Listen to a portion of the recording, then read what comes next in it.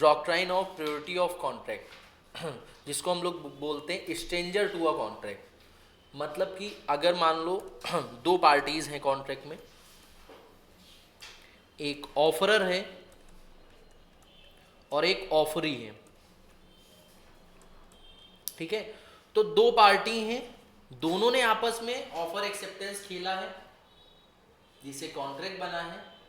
यही दोनों पार्टी एक दूसरे पे स्यू कर सकती है। स्यू का मतलब होता है केस करना। कोई अनदर पार्टी केस कर सकती है? कर सकती है। पूछ रहे हैं कोई ऐसी पार्टी, मान लो कोई आ गए, ये दो लोग हैं ए और बी, कोई मिस्टर सी आ गए, इनके ऊपर केस कर दिया, तो कर सकते हैं?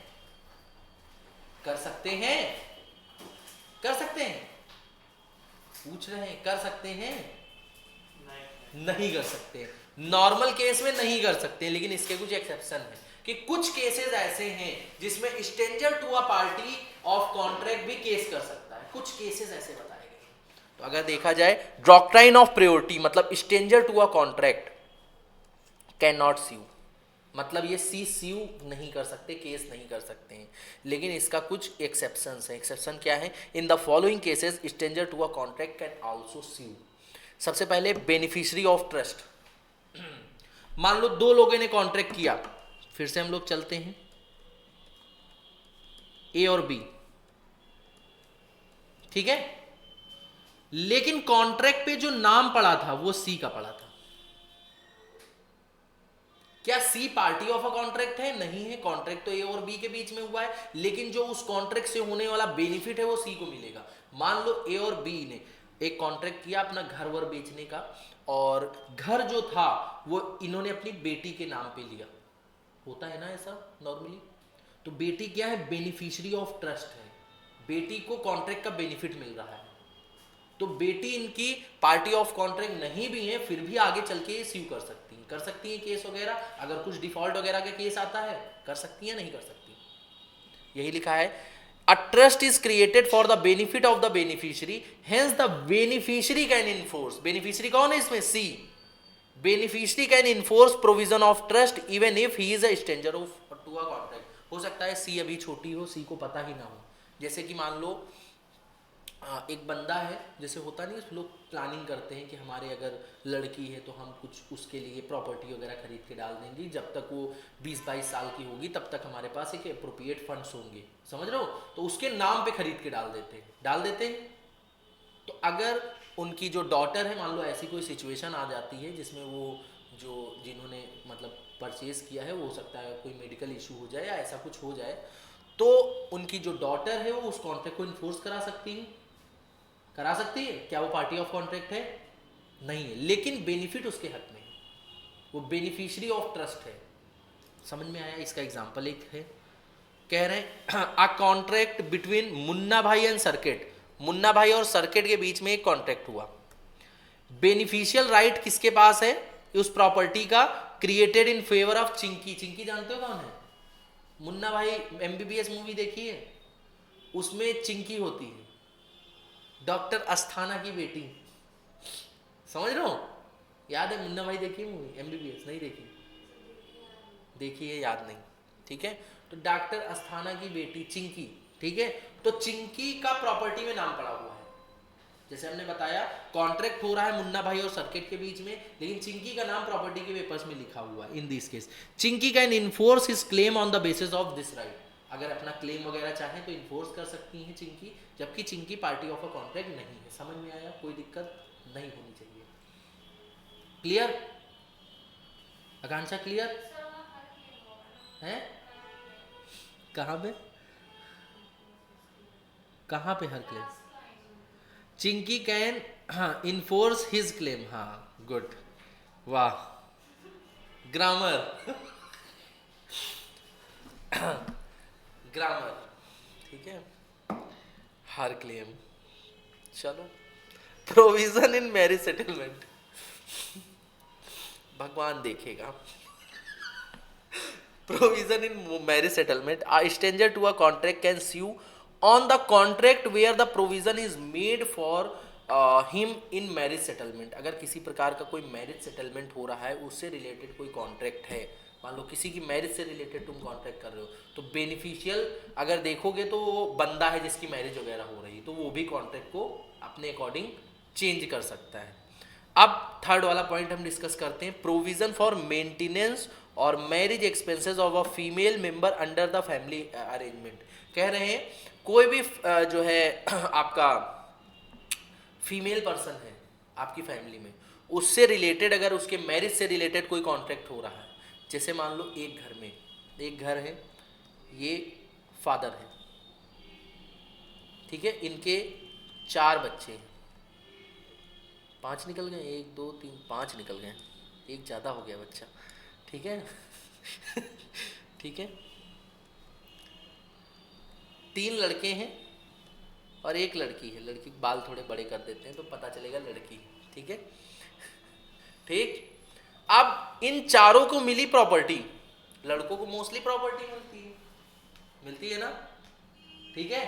अब प्रॉपर्टी के बदले में इनके फादर ने कहा कि तुम हमारी जो डॉटर है, जब तक इसकी शादी नहीं हो जाती तब तक इसको कुछ मेंटेनेंस के लिए मान लो 10,000 रुपए पर महीने दोगे, खाना खर्चा इसका भी होगा, ठीक है, खर्चे के लिए 10,000 दोगे, प्लस इसकी शादी की जिम्मेदारी तुम्हारी।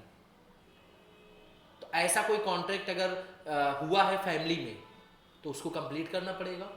अगर नहीं हुआ तो बेनिफिशियल इंटरेस्ट किसके उसमें है, डॉटर के उसमें। क्या daughter party of a contract है? नहीं है ना, वो तो पापा और बच्चों के बीच में हो रहा है कॉन्ट्रैक्ट, लेकिन बेनिफिशियल इंटरेस्ट है, बेनिफिट उसको मिल रहा है, तो वो चाहे तो कॉन्ट्रैक्ट को कोर्ट में ले जा सकती है कि हमारी शादी नहीं करवा रहे हैं, शादी के पैसे नहीं दे रहे हैं, खाना खर्चा नहीं दे रहे हैं। समझ में आया? देखो लिखा हुआ है, in case provision is made for the marriage और maintenance of a female member of a family on the partition of HUF Hindu undivided family, the female member can enforce the promise through C may be stranger to a contract। अगर वो चाहे तो stranger to a contract है, फिर भी अपना जो है जो कॉन्ट्रैक्ट है उसको इन्फोर्स करा सकती है। इसका एग्जाम्पल दे रखा है, जो एग्जाम्पल ऊपर हमने अभी बताया है चार्ट बना के, वही एग्जाम्पल नीचे लिखा है।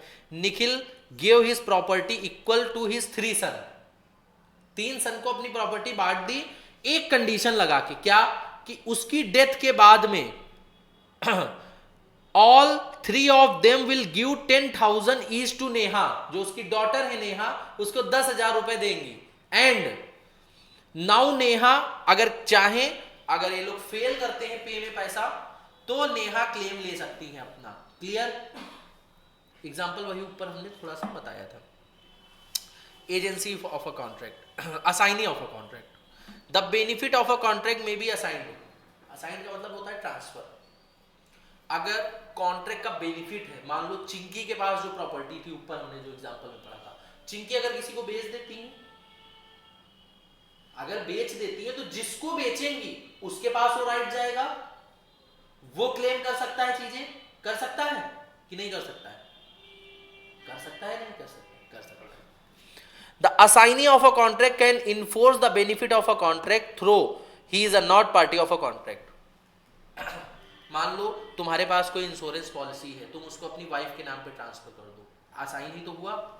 या फिर तुम्हारे पास कोई प्रॉपर्टी है, तुम अपनी वाइफ के नाम पे ट्रांसफर कर दो, तो अब जितने भी राइट्स एंड लायबिलिटी हैं तुम्हारी वाइफ के ऊपर आ जाएंगे। क्लियर? वही चीज बताई गई है। असाइनी का मतलब होता है ट्रांसफर, लिख लो यहाँ पे,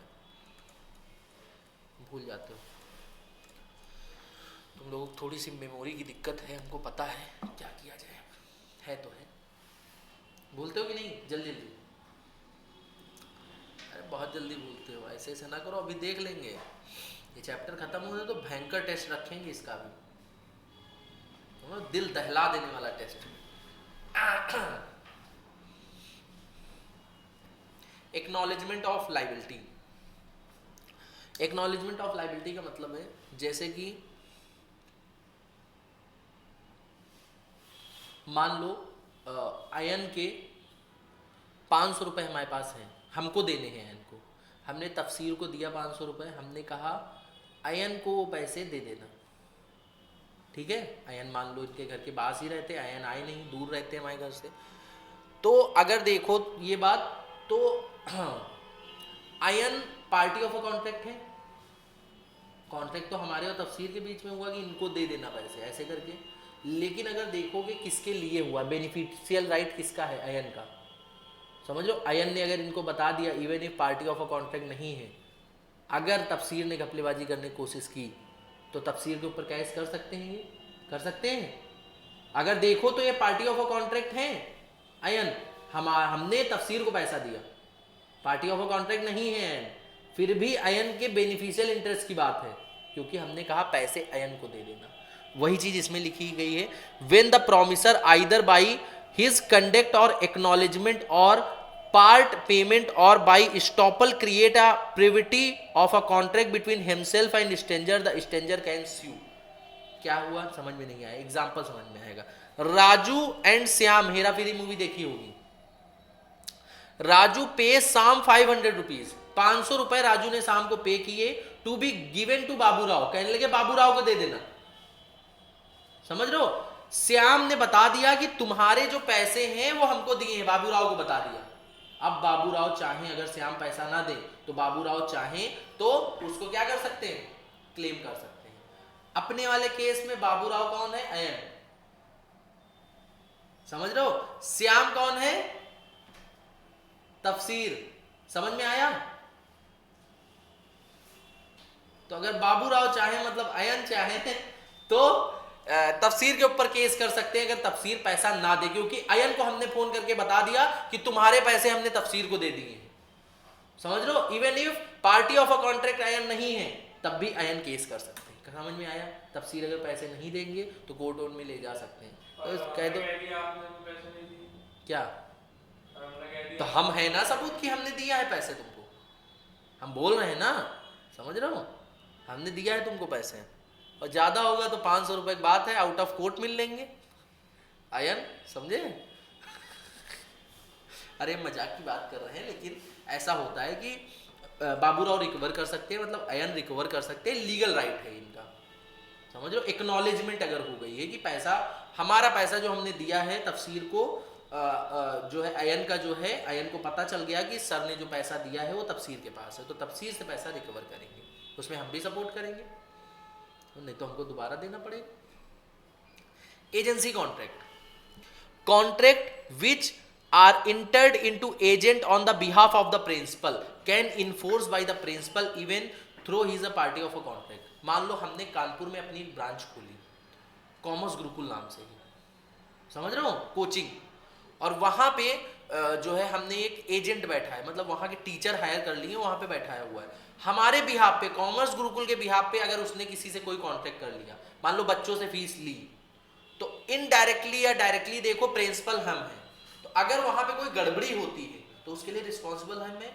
बच्चा कॉमर्स गुरुकुल के पेश केस करेगा, मतलब डायरेक्टली देखो तो हम उसके लिए रिस्पॉन्सिबल होंगे। अगर देखो पार्टी ऑफ अ कॉन्ट्रैक्ट हम हैं नहीं, एजेंट कर रहा है कॉन्ट्रैक्ट, लेकिन एज अ प्रिंसिपल क्योंकि उसके बेनिफिशियल इंटरेस्ट हमारे पास है, अगर वहां से कोचिंग से रेवेन्यू आ रहा है वो हमारे पास आ रहा है, समझ रहे हो, तो बेनिफिशियल इंटरेस्ट हमारे पास है, इसीलिए डायरेक्टली कह लो या इनडायरेक्टली कह लो उसके लिए रिस्पॉन्सिबल हम हैं। जो सी वगैरह है वो हम पे कर सकता है और हम उस पे कर सकते हैं। समझ में आया, कोई दिक्कत। तो ये हमारा था स्ट्रेंजर टू अ कॉन्ट्रैक्ट, मतलब जिसको हम doctrine of priority of contract बोलते हैं। Stranger to a contract normally sue नहीं कर सकता है, लेकिन इन जो 6 केसेस हैं इनमें स्ट्रेंजर टू अ कॉन्ट्रैक्ट स्यू कर सकता है। अगर इसको हम क्रक्स फॉर्म में बताएं तो अगर देखो कहीं ना कहीं से बेनिफिशियल राइट है तुम्हारे पास, समझ रहे हो, इन 6 केस का क्रक्स देखो, आपके पास किसी ना किसी तरीके से बेनिफिशियल राइट है, मतलब वो जो ट्रांजैक्शन हुआ है उसका डायरेक्ट या इनडायरेक्ट बेनिफिट आपको मिल रहा है, तो आप केस कर सकते हैं। यही तो है 6 केस में, ठीक है। इसको पढ़ लो, कोई दिक्कत हो तो पूछ सकते हो।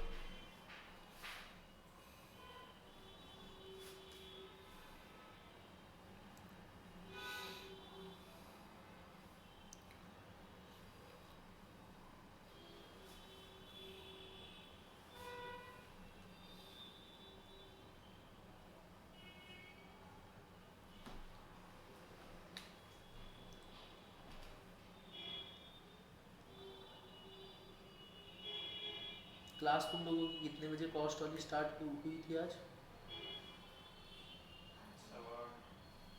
लेट आते हो तुम लोग?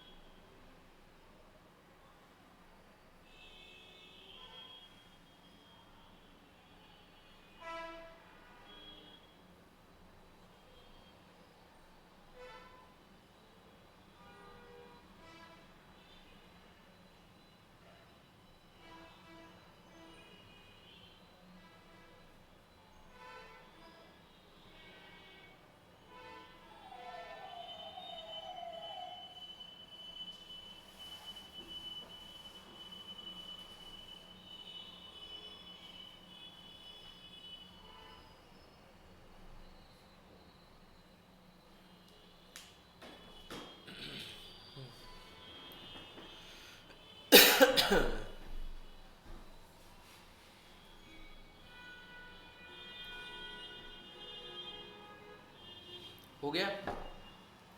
अब हम लोग पढ़ेंगे फ्री कंसेंट, काफ़ी इंपॉर्टेंट ये कॉन्सेप्ट है फ्री कंसेंट, तो इसको थोड़ा सा दिमाग खोल के पढ़ना, और ये बार बार आगे तक चीज़ें इसकी आती रहेंगी, तो हम इसको मतलब ऐसा पढ़ना कि भूलो मत, विद सेक्शन पढ़ना है इसको, समझ रहे हो।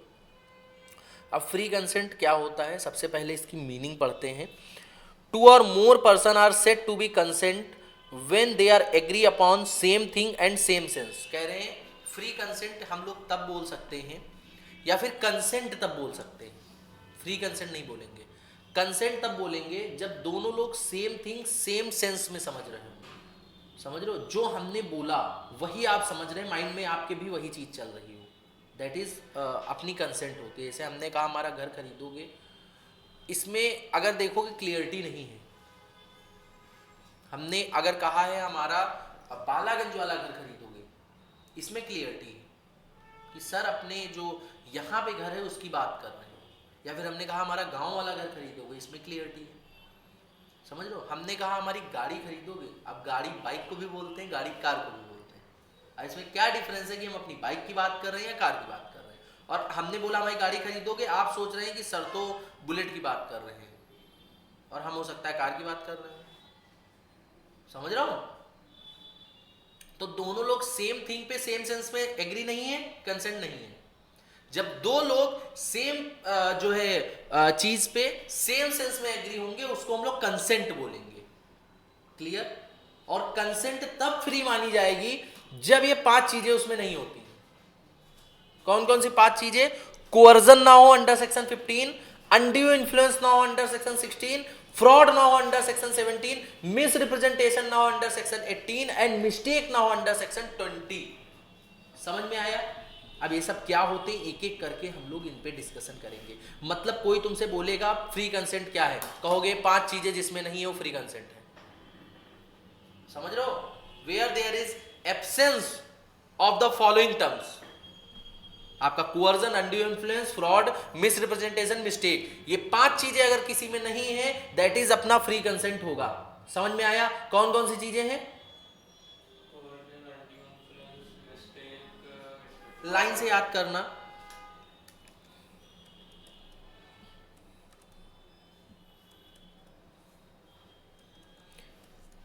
हाँ, कफ MM, या फिर ऐसे कर सकते हो कफ M2, M 2 बार, ठीक है, एक्रोनियम। और ये लाइन से इसलिए हमने लिखा है, इसके एक्रोनियम और भी बढ़िया बन सकते हैं, क्योंकि इसी सीक्वेंस में याद करोगे तो सेक्शन याद हो रहेंगे। 15 से चालू है और उसके बाद M2 पे खत्म कर दो जितना भी आए। समझ रहे हो, 15 से स्टार्ट है, 15 में कोअर्जन होगा, उसके बाद U आ जाएगा, कफ, CUF, कफ नहीं, कफ गले में जो सर्दी नहीं होती, कफ। समझ रहे हो, कफ M2। क्लियर, कफ M2। क्लियर। ये सारी चीजें हर जगह नहीं बताते हैं, कहेगा सर इंस्टीट्यूट में तो ये नहीं बताया था, इंस्टीट्यूट में नहीं बताते हैं।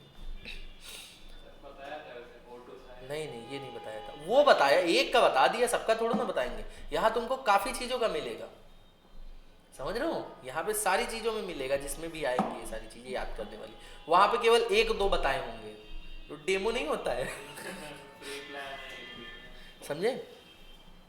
अब हम लोग एक एक चीजें पढ़ें। कोअर्जन, देखो यहाँ पे डरा सहमा सा बंदा, देख लो गन लगाई गई है इसके सर पे, कह रहे हैं कि जो है जो भी तुम्हारे पास है सब निकाल दो, नहीं तो अभी जो है इधर से एक गोली निकले जाएगी और इधर निकलेगी। कहते नहीं कि सर के आर पार कर देंगे गोली, समझ रहे हो, वो वाला सीन होगा। तो कोअर्जन क्या होता है? कोअर्जन मीन्स, अच्छा मीन्स का मतलब क्या होता है बताया था हमने, क्यों तुम लोगों को भी बताया था, तुम भी बताया था यहाँ मीन्स। अच्छा मीन्स का क्या मतलब होता है, डिफाइन का क्या मतलब होता है?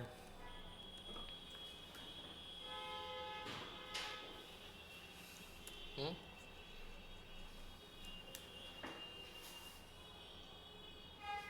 और 3 चीजें होती हैं, दो चीजें अभी समझ लो, मीन्स और इंक्लूड्स, कहीं कहीं पे लिखा होता है, ठीक है। मीन्स का मतलब है फाइनल डिफिनेशन लॉ में, समझ रहे हो, मीन्स का मतलब है फाइनल डिफिनेशन, मतलब कि जहां पे भी मीन्स लिखा है मतलब कि इन तीन चीजों के अलावा इसमें कुछ नहीं आएगा।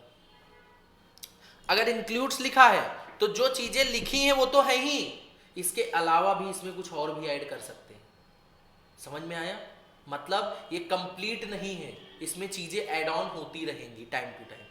क्लियर, अमेंडमेंट्स आते रहेंगे, नोटिफिकेशन आते रहेंगे, उसमें चीजें ऐड कर देंगे। जहां मीन्स लिखा है उसमें कुछ एडिशन नहीं कर सकते हो। अगर एडिशन करना है तो नीचे नोटिफिकेशन नंबर डाल के ऐसे ही लिख दोगे, लेकिन उस डिफिनेशन में ऐड नहीं हो सकती चीजें। क्लियर। अब हम लोग पढ़ते हैं कोअर्जन के बारे में, ये जानना बहुत जरूरी था। काफी बच्चे होते हैं लॉ पढ़ लेते हैं लेकिन ये सब बेसिक टर्मिनोलॉजी नहीं पता होती, समझ लो। तो हम लोग अगर बात करें कोअर्जन मीन्स का मतलब जो लिखा है वही फाइनल है। क्लियर। कमिटिंग और थ्रेटनिंग टू कमिट, या तो आप कमिट कर रहे हैं, कमिटिंग आईएनजी फॉर्म लगी है देखो वर्ब की, आईएनजी का मतलब होता है रहे हैं, पढ़ा होगा बचपन में ग्रामर, ठीक है। कमिटिंग का मतलब है या तो आप कमिट कर रहे हैं मतलब कोशिश कर रहे हैं करने की, थ्रेटनिंग कर रहे हैं कमिट, ठीक है, कर चुके हैं या तो कर रहे हैं।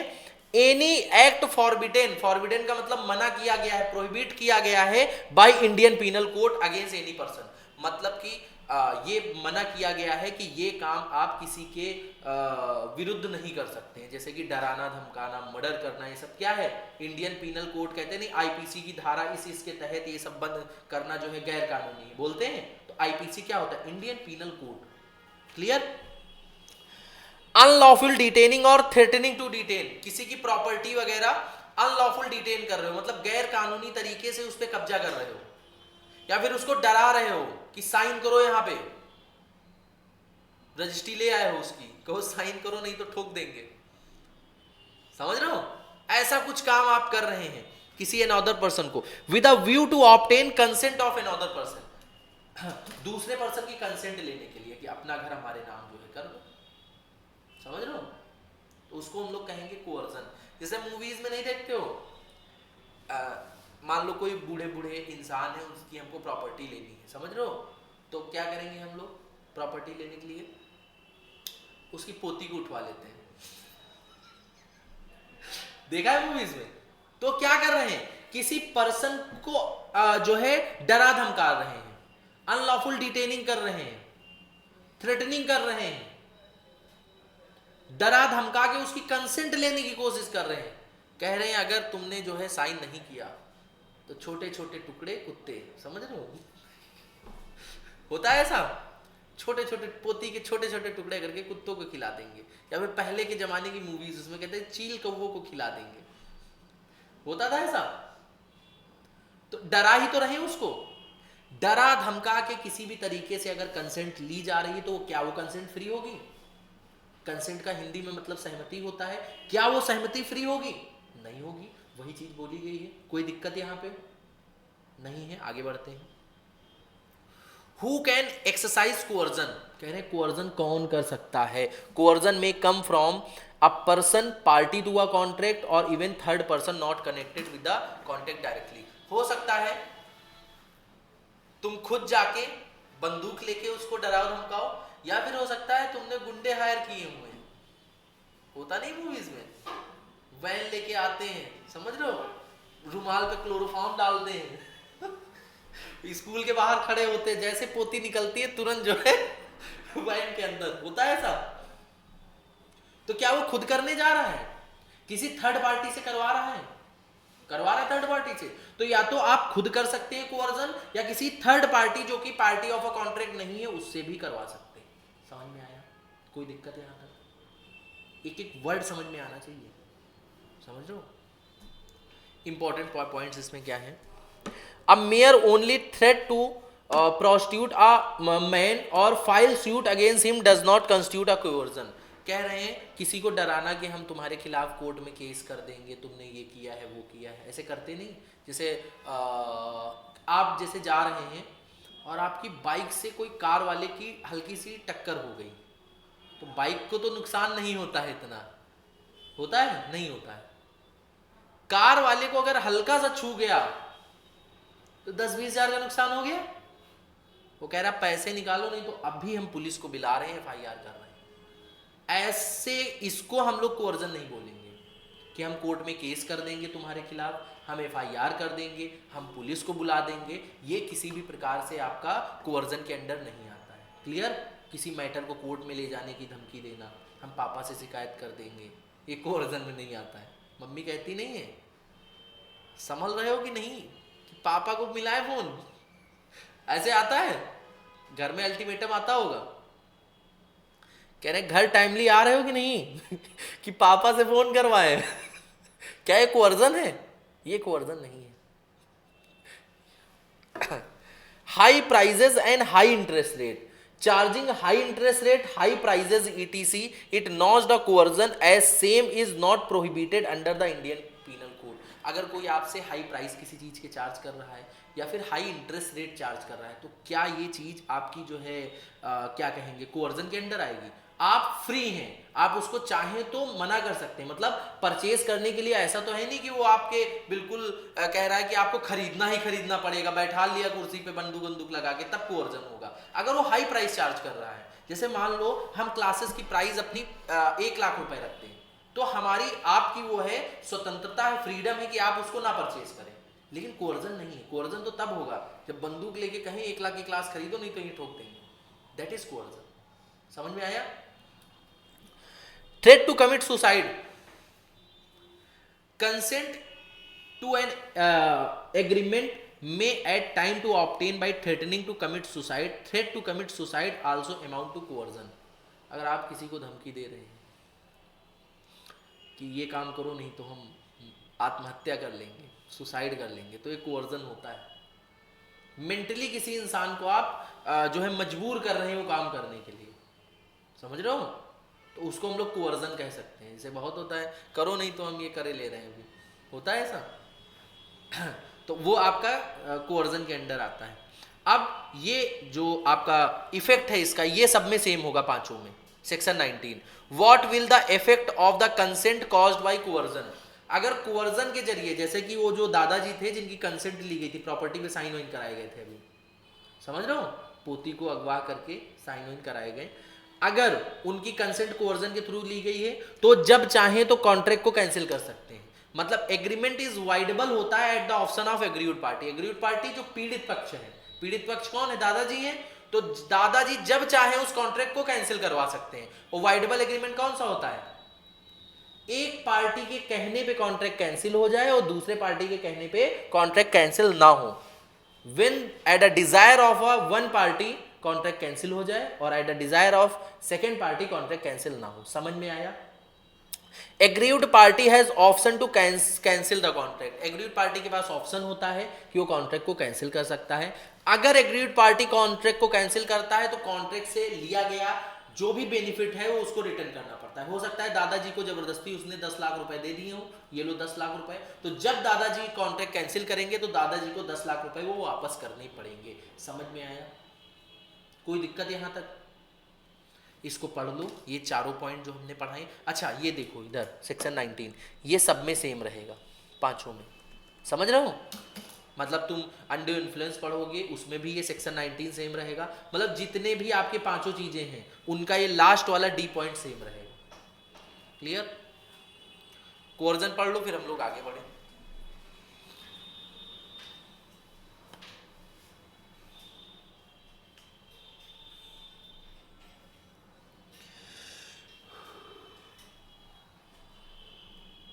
ये देखो हमारी नई कार,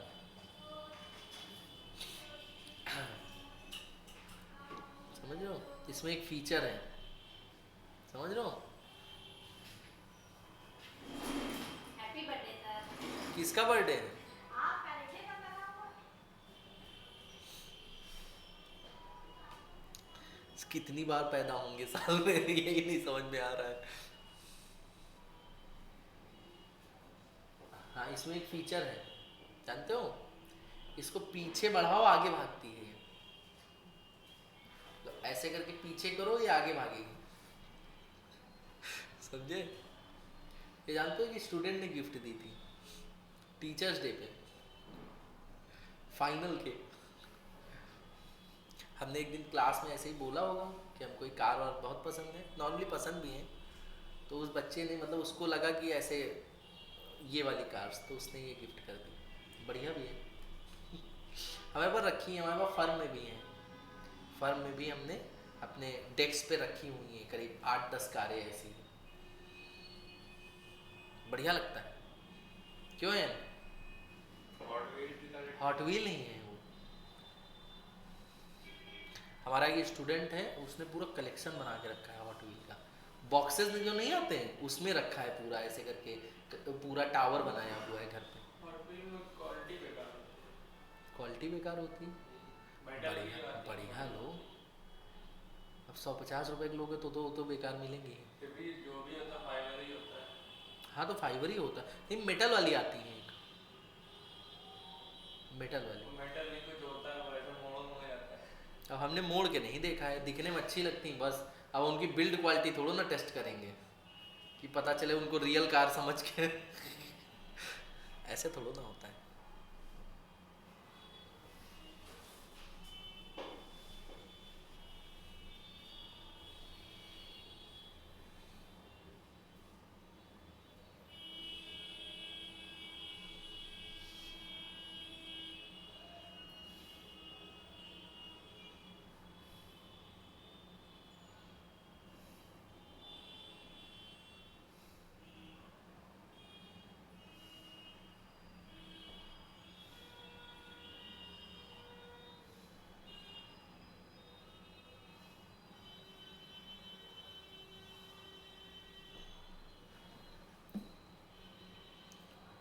आई थिंक पढ़ लिया होगा। अब हम लोग अनड्यू इन्फ्लुएंस पढ़ते हैं। What is undue influence? Section 16, undue influence की मीनिंग क्या होती है? और कॉन्ट्रैक्ट इज, पहले ऐसे समझाते हैं अनड्यू इन्फ्लुएंस। ये चित्र देखिए आप लोग, इसमें गलती हो गई, इसका आँख नाक मुंह नहीं है, ऐसे करके बना देते हैं। देखो अब ठीक है, ठीक, मतलब इसका मुंह नहीं है, मतलब मुंह इन द सेंस कि बना नहीं है, ठीक है। हाँ, अनड्यू इन्फ्लुएंस का मतलब एक ऐसा पर्सन जो डोमिनेटिंग पोजीशन में हो। डोमिनेटिंग का मतलब आपसे जो चाहे वो करा सकता है और अपनी शक्तियों का गलत इस्तेमाल करे, समझ रहे हो? उसको हम लोग बोलते हैं अनड्यू इन्फ्लुएंस करना। समझ में आया? जैसे देखो ये इंसान है, अपने इशारों पे नचा रहा है सबको कठपुतली बना के, ये डोमिनेटिंग पोजीशन पे है, ये देखो बड़ा आदमी बना है, समझ रहे हो? इन लोगों को देखो ये छोटे छोटे हैं, ऐसे करके होता है। A contract is said to be caused by undue influence where the relation existing between the parties are such that one party is the position to dominate the will of other। एक person ऐसी position में हो कि दूसरे की will को dominate कर सकता है, दूसरे की चीजों को डोमिनेट कर सकता है, and uses the position to obtain an unfair advantage over the others। और दूसरों का अनफेयर एडवांटेज मतलब गलत तरीके से चीजें कर सकता है, उसको हम लोग अनड्यू इन्फ्लुएंस बोलते हैं। When a person deemed to be a dominating position, कब माना जाता है? When he holds a real और apparent authority over the others. जैसे कि अगर बात करें, एक मालिक होता है, एक सर्वेंट होता है, तो मालिक हमेशा डोमिनेटिंग पोजीशन पे होता है, समझ रहे हो? एक टीचर और स्टूडेंट होता है, तो टीचर हमेशा डोमिनेटिंग पोजीशन पे रहता है, तो अपनी शक्तियों का गलत जो है फायदा उठाना। या फिर हम कह सकें बॉस और एम्प्लॉय, तो बॉस हमेशा डोमिनेटिंग पोजीशन पे रहता है। ये सारे situation where he stands in a fiduciary trust relation with others. Trust relation जैसे बहुत ज्यादा भरोसा करता है, जैसे आप पेशेंट हैं तो अपने डॉक्टर पे भरोसा करेंगे, वो जो दवाई देगा सही होगी। अब वो चाहे तो दवाई बदल भी सकता है, जैसी चाहे वैसी दवाई दे सकता है, तो हमेशा डोमिनेटिंग पोजीशन पे रहता है डॉक्टर, ठीक है। Where he makes contract with a person whose mental capacity is temporarily और permanently affected by the age, illness, mental और बॉडी डिजीज। कह रहे हैं ऐसा कोई पर्सन जो कि टेम्परेली या परमानेंटली अफेक्टेड है किसी डिजीज से, मतलब जो सोचने समझने की क्षमता नहीं रखता है कॉन्ट्रैक्ट करने के लिए। हो सकता है इसे बहुत ज़्यादा कोई लोग एज हो जाती है, इसे 90+ हो जाते हैं, तो लोगों को पहचानना बंद कर देते हैं, देखा होगा चीज़ें भूलना स्टार्ट कर देते हैं, तो उनके साथ आप कोई कांटेक्ट नहीं, क्योंकि उनको चाहे तो आप बहुत इजीली डोमिनेट कर सकते हैं। देखो ज़्यादातर ये होता है कि मान लो जो बुढ़ापे में जिसके साथ वो रहते हैं उसी को सब प्रॉपर्टी और घर वर सब दे के चले जाते हैं, क्योंकि वो बुढ़ापे में डोमिनेटिंग पोजीशन पे रहते हैं, इजीली डोमिनेट हो जाते हैं। जिसने हल्की सी सेवा कर दी, जिसने हल्का सा अच्छा कर दिया, अच्छा बोल दिया, उसी के हो जाते हैं ऐसी चीजें। The burden of proving that the contract was not effected by undue influence shall lie upon the person in the position of dominating with the others. कह रहे हैं ये प्रूफ करना कि आप डोमिनेटिंग पोजीशन पे हैं वो आपके ऊपर है। कौन? जो डोमिनेटिंग पोजीशन में होगा। मतलब बॉस और एम्प्लॉय की बात करें तो हमेशा बॉस ये प्रूफ करेगा कि हम डोमिनेटिंग पोजीशन में नहीं थे, हमने कोई इनका अनड्यू इन्फ्लुएंस नहीं किया, हमने गलत फायदा इनका नहीं उठाया, ये हमेशा बॉस प्रूफ करेगा। अब जैसे कि हम बात करें, आपका एक एग्जांपल हम इसमें देते हैं डॉक्टर और पेशेंट का। मान लो एक पेशेंट है, तुम में से किसी का नाम नहीं लेंगे, नहीं तो बुरा मान जाओगे, नहीं तो हम बना देते अभी डॉक्टर पेशेंट, समझ रहे हो? बुरा ना मानो तो बना दे। किसको बनाए? तफसीर। मान लो तफसीर पेशेंट है तफसीर मान लो रोड पे इनका एक्सीडेंट हो गया और जो है इनका हाथ में कुछ प्रॉब्लम आ गई। ऐसी प्रॉब्लम है कि 2-3 घंटे में अगर इलाज नहीं हुआ तो इनका हाथ काटना पड़ेगा। होता नहीं है ऐसा कुछ? अब डॉक्टर के पास गए, डॉक्टर समझ रहा है इनकी क्रिटिकल सिचुएशन, कह रहा है इनको तो अनड्यू इन्फ्लुएंस इनका उठाया जा सकता है, इनके पास बहुत प्रॉपर्टी है, मकबरे बना रखे हैं इन्होंने, समझ रहे हो? तुरंत एक स्टैम्प पेपर निकाला, कहने लगा इस पे हम ये चीजें लिख रहे हैं, साइन करो इस पे। अगर साइन नहीं किए तो इलाज नहीं करेंगे, एक ही हाथ से रहना पड़ेगा तुमको पूरी जिंदगी। हाथ सबको प्यारा है, कह रहे हाथ हुआ तो और चीजें कमा लेंगे। तफसीर ने तुरंत उल्टे वाले हाथ से साइन कर दिया समझ रहे हो? अब साइन कर दिया तो अगर तुम लोग देखो तो अगले बंदे ने, डॉक्टर ने डोमिनेट किया इनको, अनड्यू इन्फ्लुएंस किया, क्योंकि वो डोमिनेटिंग पोजीशन पे था। वो चाहे तो डोमिनेट कर सकता था, इनको कर सकता था ना, उसने किया डोमिनेट। ये क्या है? ये एग्रीव्ड पार्टी है, पीड़ित है, ये बेचारे हाथ कटा हुआ, पीड़ित ही तो है।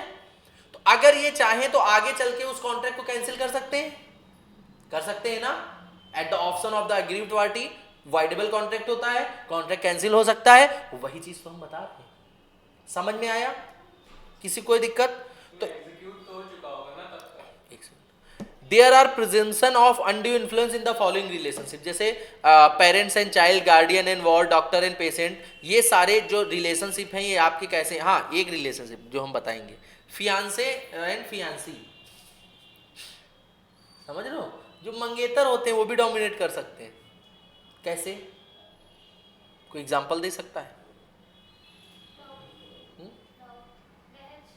दहेज के लिए कर सकते हैं, बिल्कुल सही बात है, समझ लो। दहेज के लिए कर सकते हैं कि अगर दहेज नहीं दोगे तो हम शादी नहीं करेंगे। ऐसे होता नहीं है? लड़के के घर वाले क्या, हमको टाटा सियरा ही चाहिए समझ लो, कह रहे हमको B6 से नीचे तो हम मानेंगे नहीं, वो भी इलेक्ट्रिक वाली टॉप मॉडल, और साथ में 2 किलो सोना। ऐसे होता है सोसाइटी में। देखो शादी में गए, बुलेरो खड़ी, होता है ऐसा। तिलक में जाओ किसी लड़के के, तिलक जानते हो ना, तिलक में जाओ लड़के के, बढ़िया कुछ कैश होता है उसमें, जो थाला टाइप का होता है, थारा बोलते हैं वो, जो पीतल का, बढ़िया कैश चढ़ रहा होता है उसमें, और साइड में कोई ना कोई गाड़ी खड़ी होती है, समझ रहे हो? उस समय वो गाड़ी ना आए, शादी नहीं होगी। तो ये क्या है? एक तरीके का डोमिनेशन ही तो है। ये होना चाहिए, नहीं होना चाहिए सही बताओ होना चाहिए या नहीं होना चाहिए? मना तुम लोग कर रहे हो लेकिन अभी आगे चल के मिलेगा तो सबसे पहले लोगे कि नहीं लोगे? पक्का? ठीक है, अगर जब शादी हुई तुमने बुलाया तो हम ये चीज देखेंगे, समझ लो। वैसे आज मतलब इंडिया में ट्रेंड ऐसा है कि पॉसिबल नहीं होता है कि बिना इन सब चीजों के शादी हो।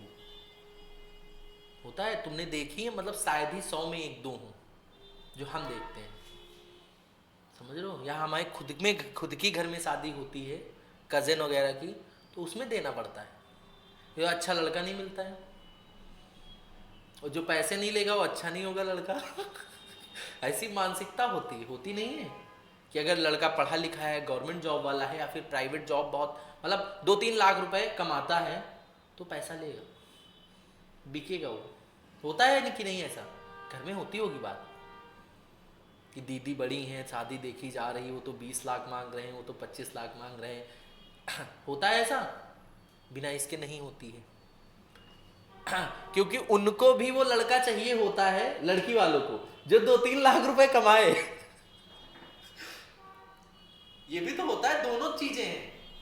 आप उस लड़के के साथ शादी नहीं करेंगी जो 10-15 हजार रुपए कमाता हो, करेंगे? नहीं करेंगे। तो आप भी तो पैसा ही देख रहे हैं। गलत कह रहे हैं या सही कह रहे हैं? क्यों सही कह रहे हैं? तो दिक्कत दोनों तरफ है, एक तरफ नहीं है। एक इंसान को गलत नहीं कहा जा सकता, इसीलिए हम ना तो खिलाफ है ना तो पक्ष में, हम बीच में हैं। खत्म करो तो दोनों लोग खत्म करो, समझ रहे हो? एक तरफ से चीजें नहीं हुई, मतलब आप लेंगे। नहीं, ऐसा कोई जरूरी नहीं है, वो गिफ्ट्स होते हैं। आप भी क्या ही करे थे एक बार इंस्टीट्यूट में, क्या नहीं लेंगे? नहीं, हम जो है, हम इन सब चीज़ों के मतलब हमारा कुछ ऐसा नहीं है कि हम जाके बोलेंगे कि हमको ये चीज़ें चाहिए, ऐसा कुछ नहीं है हमको, और ये लेना भी नहीं चाहिए। जानते हो क्यों? जिंदगी भर सुनोगे। हम अपने घर से गाड़ी लाए थे, तुम्हारी वाइफ सुनाएंगे तुमको लाइफ टाइम। अगर तुम्हारी उनकी लड़ाई हुई तो गाड़ी की चाबी तुमसे चली जाएंगी तुम्हारे पास से। समझ रहे हो? हम देखते हैं ना केसेस, समझ रहे हो? वो गाड़ी जिंदगी भर के लिए तुम्हारे वो कहने को हो जाता है कि तुमको दहेज में मिली है। और तुम्हारी अगर लड़ाई वाइफ के साथ हुई तो वो सुनाएंगी, तुम्हारे पास गाड़ी तक तो थी नहीं, हमारे पापा ने दी। बहुत अमीर बनते हो, तुम्हारे घर वालों को सुनाएगी। तो लिस्ट बना के दिए थे कि ये हमको चाहिए, हमारे पूरे घर वालों के कपड़े आने चाहिए, ऐसे करके होता नहीं है रिक्वायरमेंट्स।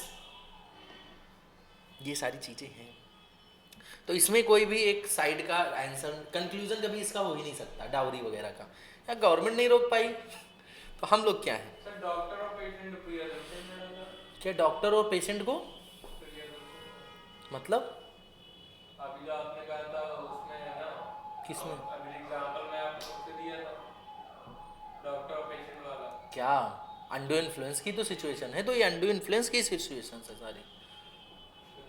क्या समझ? ये इतने हैं, हाँ, ये रिलेशनशिप है तो हाँ हो सकता है, और भी है इसके अलावा। हमने ये एग्जाम्पल के थ्रू कहा है, कोई भी ऐसी पोजीशन जिसमें एक की बात दूसरे पे भारी पड़े, कोई भी ऐसा रिलेशन, तुम्हारे पापा हैं या तुम्हारी मम्मी है, तुम्हारा बड़ा भाई है, वो भी डोमिनेटिंग पोजीशन में है, तुम्हारा मिसयूज कर सकता है, चलो जूते पॉलिश करो, बड़ा भाई बोला करना पड़ेगा, नहीं अगर किए तो बाइक की चाबी नहीं मिलेगी।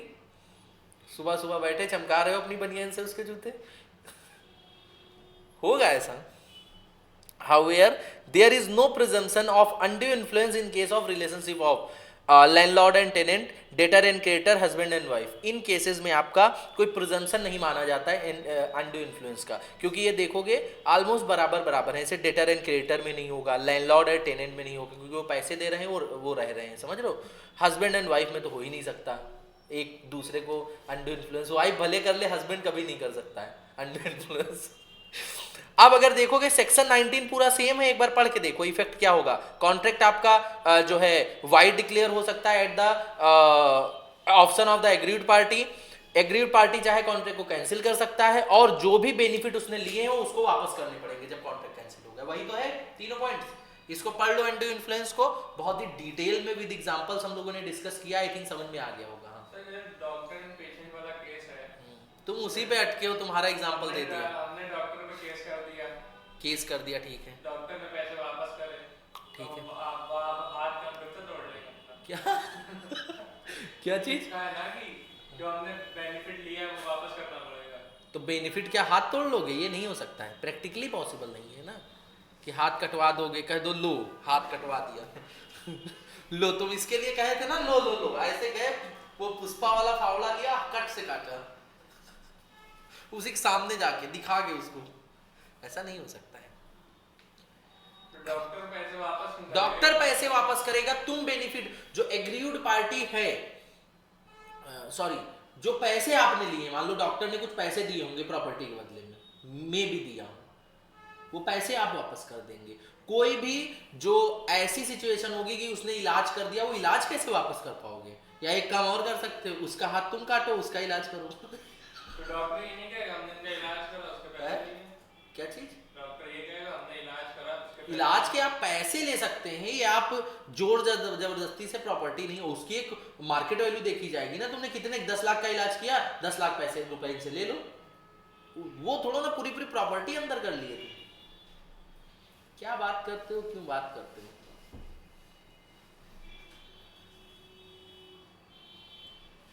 समझ में आया? तुमको लगता है गुस्सा हो गए, तुमको हमने पेशेंट बना दिया बढ़िया चैप्टर है, मजा आ रहा है।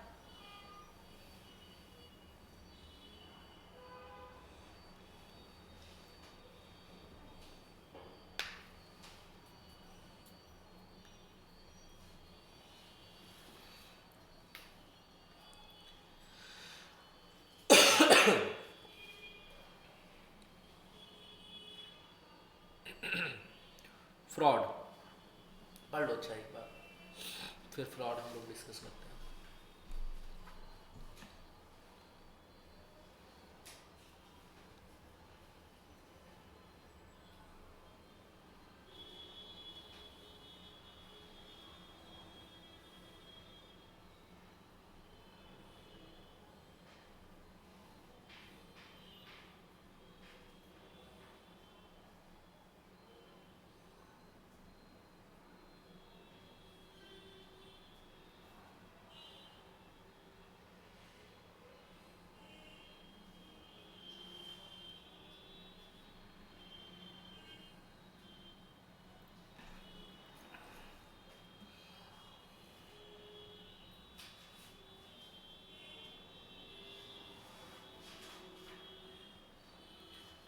अब हम लोग फ्रॉड की बात करते हैं। Meaning of fraud, fraud means and includes, इसमें दोनों चीजें लिखी, मीन्स भी है इंक्लूड्स भी, इसमें काफी सारी चीजें बाद में ऐड कर सकते हो।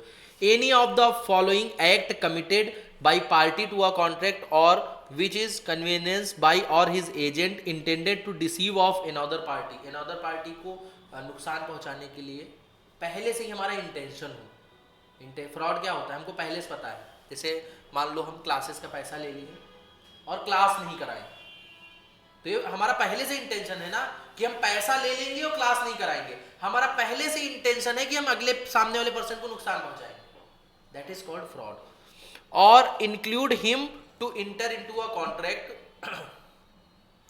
जैसे ये लिखा है लक्ष्मी चीट फंड, सबने हेरा फेरी मूवी देखी है, देखिए हेरा फेरी देखिए ना, तो लक्ष्मी चीट फंड याद है,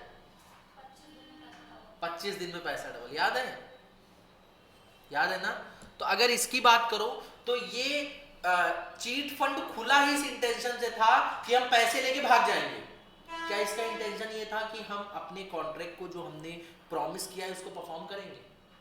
नहीं था ना, पहले से ही intention from the very beginning, from the first day इसका ये इंटेंशन था कि हम पैसे लेके यहाँ से 9 2 11 हो जाएंगे, तो इसको हम लोग फ्रॉड बोलेंगे।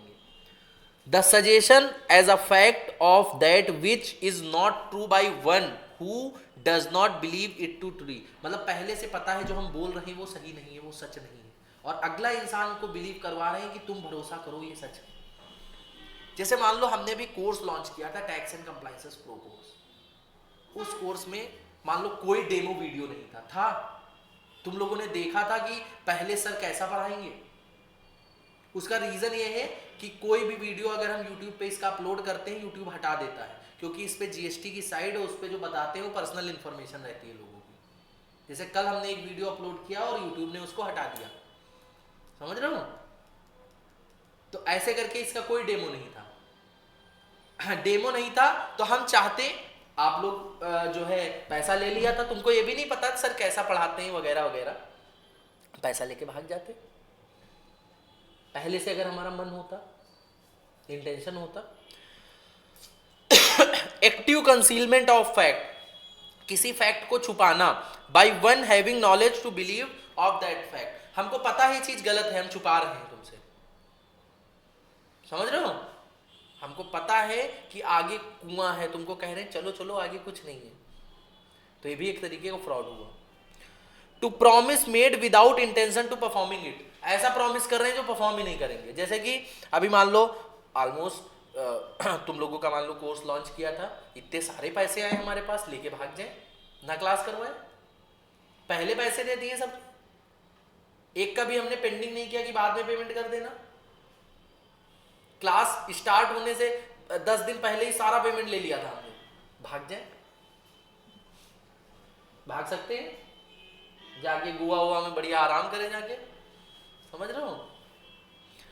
Any other act fitted to receive, और कोई आपका एक्ट जो कि इन सब सिचुएशन में फिट होता है, any such act the law specially declare fraudulent, कोई भी ऐसा एक्ट जो लॉ डिक्लेयर कर दे कि ये फ्रॉडुलेंट है, कोई भी ऐसा काम। अब डिसीव का मतलब क्या हुआ? इंटेंशनली कॉज समवन, मतलब आप जानबूझ के सामने वाले पर्सन को कॉज कर रहे हो, नुकसान पहुंचा रहे हो, समझ रहे हो? आपको पता है वो चीज गलत है, लेकिन सामने वालों को विश्वास दिला रहे हो कि वो चीज सही है, उसको हम लोग बोलते हैं फ्रॉड। इसमें थी वो विपाशा वासु, जिसको अनुराधा नाम था, याद है? उसको ये पता था पहले से कि इसमें पैसा डबल नहीं होगा, पता था ना, उसने फिर भी ये बताया अक्षय कुमार को कि 25 दिन में हम लोग पैसा डबल करते हैं, तो इंटेंसली ये काम किया। ऐसी चीज जो कि सच नहीं है उसको भरोसा दिखाया कि ये सच है, हम काम कर देंगे, that is called fraud. Willingness for being secretly involve और इमोरल और इनलीगल एक्ट, किसी भी प्रकार के इन मॉरल या इनलीगल एक्टिविटी में या एक्ट में जानबूझ के इन्वॉल्व होना। अब एक बात और है, क्या साइलेंस फ्रॉड होता है? इस साइलेंस फ्रॉड, जैसे तुमने हमसे पूछा सर क्या आप tax and compliances pro course में सैप भी सिखाएंगे, तो हम साइलेंट रहे। अब कोर्स में कहीं भी सैप लिखा नहीं है, जो कोर्स करिकुलम तुम लोगों ने देखा होगा, PDF जो भेजी थी, हम साइलेंट हैं। साइलेंट के दो मतलब है, या तो सिखाया जाएगा तो नहीं सिखाया जाएगा। अब तुम्हारे ऊपर है, तुम क्या समझते हो। कह रहे whether silence is fraud or not depend upon the various facts, normally speaking silence does not amount to fraud। अगर हम साइलेंट हैं इसका मतलब ये नहीं साहब सिखाया जाएगा, फ्रॉड हो जाएगा। कहोगे सर आप, हमने पूछा था आपसे, आप साइलेंट थे, इसका मतलब हमने सोच लिया कि सिखाया जाएगा। हमने कहा ऐसे कैसे सोच लिया? नॉर्मली अगर हम कुछ बोल नहीं रहे इसका मतलब ये फ्रॉड नहीं है, लेकिन जहां पे हमारी ड्यूटी है बोलना, जहां पे ड्यूटी है कि मुझे बोलना ही बोलना पड़ेगा, वो चीज वहां पे वो फ्रॉड हो जाएगा। जैसे एज अ टीचर आपने पूछा कि सर ये टॉपिक या फिर एग्जामिनेशन कब से है और वो एग्जाम हम ही कंडक्ट करवा रहे हैं, समझ रहे हो, तो वहां पे हमारी ड्यूटी है आप लोगों को बताना, तो वहां पे अगर हम नहीं बोलेंगे वहां पे वो फ्रॉड हो जाएगा। कह रहे silence is considered as fraud on the following situation where there is duty to speak, हमारी बोलने की ड्यूटी है कि हम अगर नहीं बोलेंगे तुम गलत कर दोगे। Where silence is equivalent to speech, जहां पे साइलेंट इक्विवेलेंट टू स्पीच मानी जाएगी, where there is change in circumstances, और भी कोई सर्कमस्टांसेस, अलग अलग सर्कमस्टांसेस में अलग अलग सिचुएशंस होंगी। Section 19 as it is same रहेगा आपका, पढ़ लीजिए आप, क्लियर। तो आई थिंक अनड्यू इन्फ्लुएंस भी समझ में आया, फ्रॉड भी समझ में आया होगा, एक बार पढ़ लो, अगर कोई दिक्कत हो तो पूछ लो।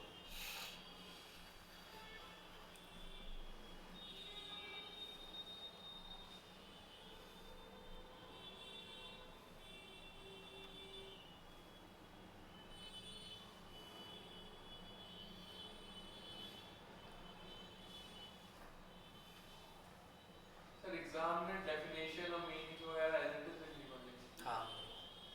डिफिनेशन वगैरह एसटीज।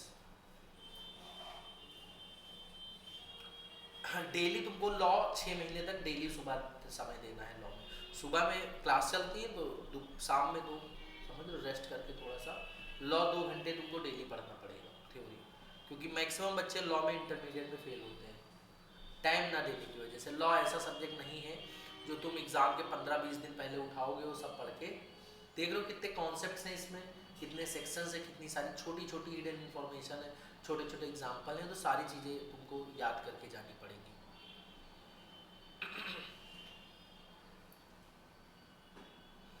बाकी कोई दिक्कत होगी तो हम तो आएंगे।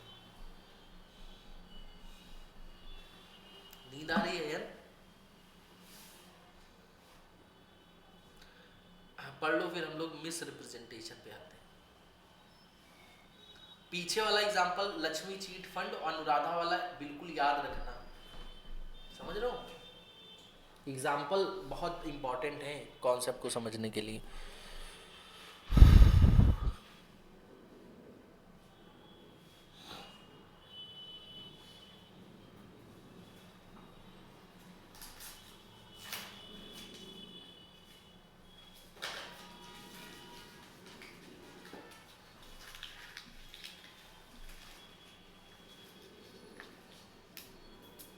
तफसीर बुक नहीं मिली क्या तुमको? अभी मिली घर जाके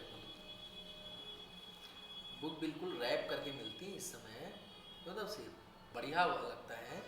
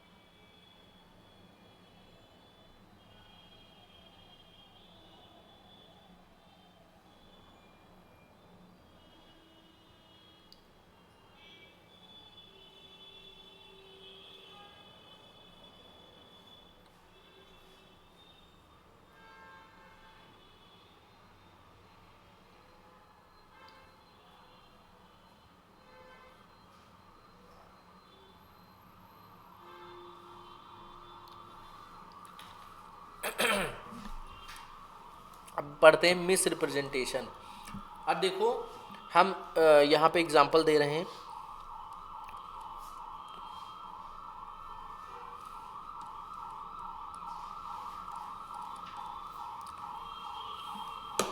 अच्छा, राजपाल यादव का क्या नाम रहता है हेरा फेरी कैरेक्टर में, याद है? नहीं, तो हम राजपाल यादव लिख देते हैं, ठीक है? याद है ना? कैरेक्टर याद है राजपाल यादव का? रोता रहता है ठीक है। तो अनुराधा ने जो राजू के साथ किया वो तुम लोगों को समझ में आ गया क्या था? फ्रॉड, क्योंकि इंटेंसली चीजें उसको नहीं बताई। यही हुआ ना? अनुराधा पहले से पता था कि 25 दिन में हम पैसा डबल नहीं करेंगे, पता था, फिर भी उसने उससे राजू से कहा कि पैसा डबल कर देंगे, जमा कर दो पैसा, 1 करोड़ 2 करोड़ जो भी था। क्लियर? राजू ने राजपाल यादव से क्या कहा कि हम मेरे पास एक स्कीम है जिसमें 1 महीने में ऐसे करेंगे, कुछ ज़्यादा दिन बताए थे, 1 महीने में पैसा डबल हो जाता है, यहाँ पे 30 डेज बताए। क्या राजू को ये पता था कि हम फ्रॉड करेंगे? नहीं, राजू ने अनइंटेंशनली ये बात इससे बताई, उसने सोचा 25 दिन में पैसा आएगा और हम इधर इसको ट्रांसफर कर देंगे राजपाल यादव को। तो अगर देखोगे तो यहाँ पे क्या हुआ है कि जो पार्टी सामने वाले पार्टी को बता रहा है वो फैक्ट ही नहीं सही है, समझ रहे हो? तो ये काम अगर देखो तो ये अनइंटेंशनली हो रहा है, फ्रॉड ही हो रहा है, लेकिन अनइंटेंशनली हो रहा है। मतलब राजू को ये नहीं पता है कि हम राजपाल यादव के साथ फ्रॉड कर रहे हैं, तो इसको हम लोग बोलते हैं मिस रिप्रेजेंटेशन। बात को गलत समझना, बात को मतलब वो फैक्ट आपके लिए बिल्कुल सच है लेकिन एक्चुअल में वो गलत है। राजू इस चीज को बिल्कुल सच मान रहा है लेकिन एक्चुअली क्या है? फ्रॉड है, गलत है। समझ में आया होगा एग्जाम्पल के थ्रू। यहाँ देखो बना भी है 25 दिन में करोड़पति, इधर देखो। और यहाँ पे ये देखो, ये जो बाल दिख रहे हैं ये राजपाल यादव है, जब 1,000 की नोट बिछा के बैठता है चाय की टपरी पे, याद है। A representation when wrongly made either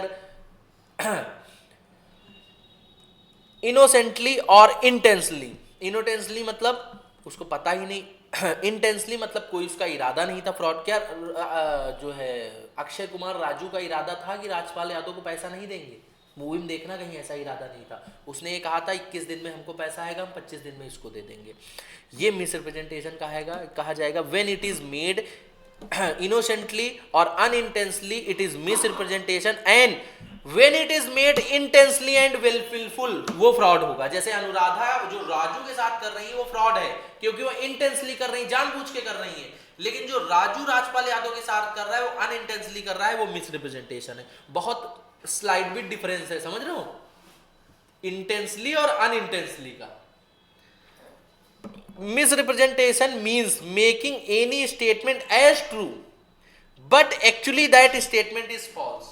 कह रहे हैं आप ऐसा कोई स्टेटमेंट बोल रहे हैं जो कि आपके हिसाब से सही है लेकिन एक्चुअली में वो फॉल्स है, उसको हम लोग क्या बोलेंगे, मिसरिप्रेजेंटेशन। अब इसका जो सेक्शन 19 है वो तो सेम ही रहेगा, ये पता ही है आपको इफेक्ट कि आपका अवॉइडेबल होगा कॉन्ट्रैक्ट। एग्रीव पार्टी के कहने पे कॉन्ट्रैक्ट को अगर कैंसिल करेगा तो जो भी बेनिफिट लिए हैं वो इसको रिस्टोर करने पड़ेंगे, वापस करने पड़ेंगे। क्लियर, कोई दिक्कत, पढ़ लो इसको। फिर हम लोग आगे बढ़ते हैं अपना जो लास्ट टॉपिक है मिस्टेक की तरफ। ठीक है, मजा आ रहा है? तो मूवी दिखा रहे हैं सर, मजा क्यों नहीं आएगा?